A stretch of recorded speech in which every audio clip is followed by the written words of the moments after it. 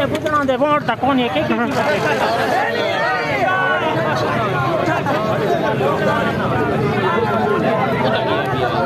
उधर मैंने वोट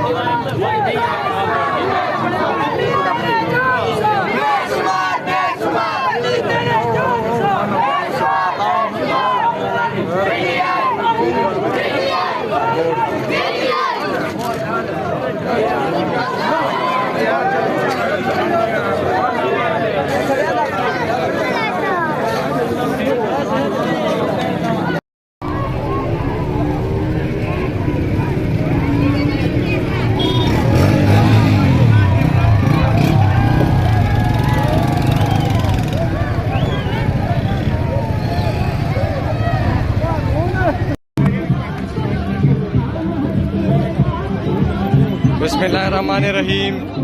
ये मनाजिर सिर्फ पाकिस्तान तहरीक इंसाफ के पोलिंग कैंप के मनाजिर है।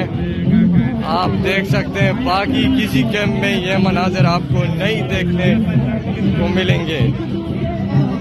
आवाम जोक दर जोक निकल रहे हैं और तहरीक इंसाफ के उम्मीदवार ट्रैफिक सिग्नल के निशान पर सैयद कासिम अली शाह और अरबाब शरीफ को वोट दे रहे हैं। वोट की ताकत से हम जीतेंगे और इमरान खान को इस मस्तैयत के निजाम से आज़ाद करवाएंगे। ये देखें, ये मनाजिर देखें।